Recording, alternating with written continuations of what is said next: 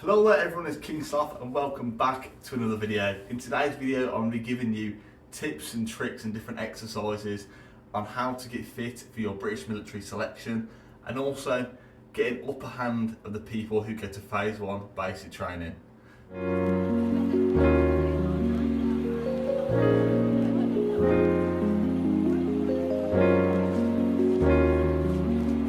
For those who don't know me, my name is King Sloth. I was in the British Army for just under 7 years before transferring across to the Royal Air Force, where I still currently serve. I do YouTube videos on the side, daily videos come out every week, and currently I'm going through a video log series mentioning everything regarding the British military, whether that be training for your selection, training for phase 1, what happens in phase 1, and onwards into your military career. And I hope you all enjoyed this video. Make sure to leave a like, comment, and subscribe. Let's get into the tips. Tip number 1, and this is going to sound really pedantic, but you don't need a gym. The first tip is do your body weight exercises.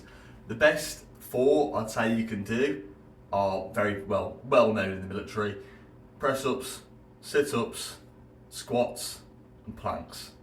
All these cover near enough your entire body, and you don't need a gym to do it. You're actually saving so much money because you're doing body weight. And a lot of things you will do during your selection, only the deadlift requires using weight. But by doing squats, whether that be on your back or you do squats either on your back or on your front, either way, you get power back in the legs and it works very well. Press ups, you're going to be doing them a lot during training. I'm sorry, but that's just a fact of how things work.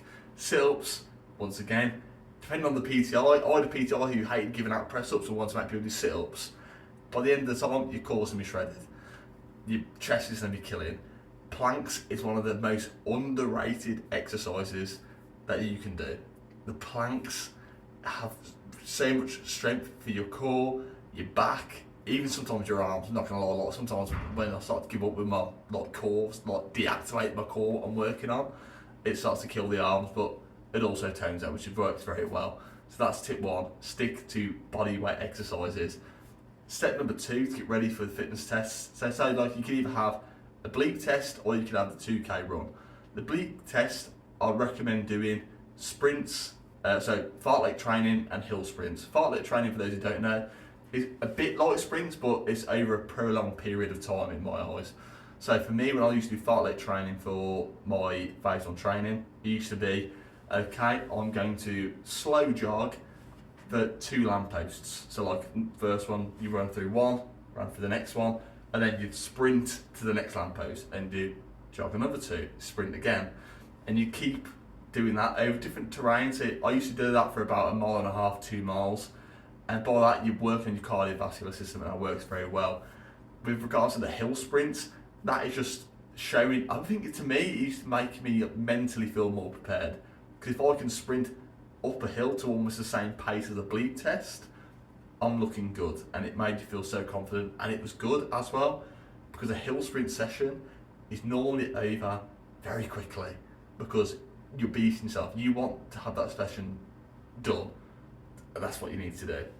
For regards to like the long distance run, you could do the same sort of thing. So the 2K run is just almost the same as bleep test. However, I would add 2 long distance runs per week just to make it a bit easier for you. So you aim for like a 5-mile run or a 4 to 5 mile run, no weight added, just to get them miles under your legs. And if you can run them 4.5 to 5 mile run, and then you go to do your 2K or 1.5 mile, whatever you want to do, it shouldn't feel that bad for you at all. Third tip to get ready, and this is not necessarily regarding your selection, because they don't do this on selection, but let's get a Bergen on your back, get a bit of Bergen or a rucksack or a backpack, anything like that, get some weight in it.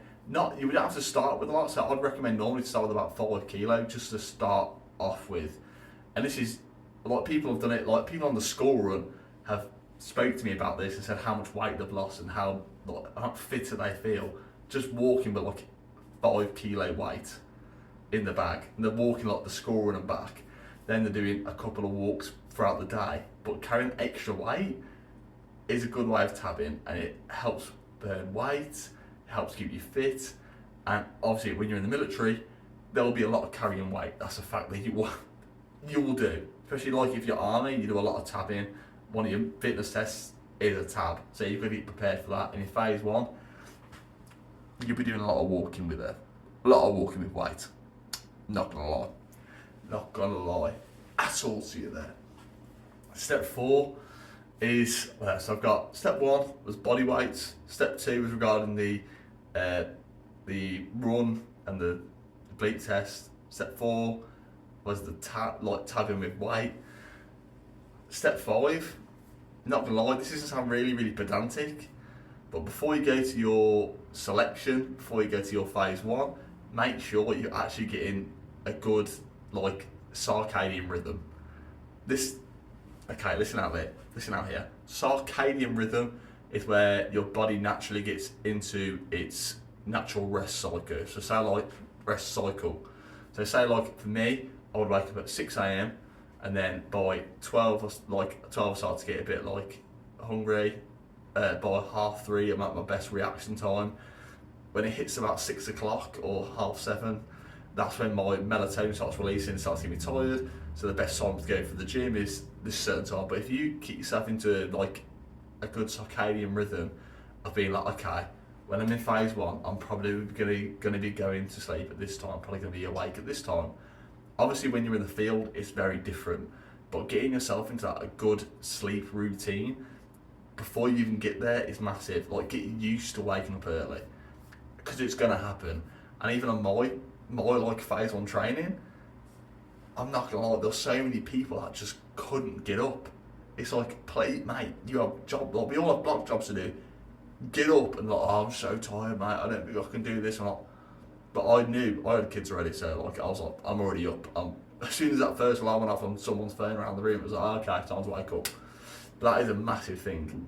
Getting that sleep routine sorted is huge. And I guess the last thing regarding to getting fit for it, stay hydrated.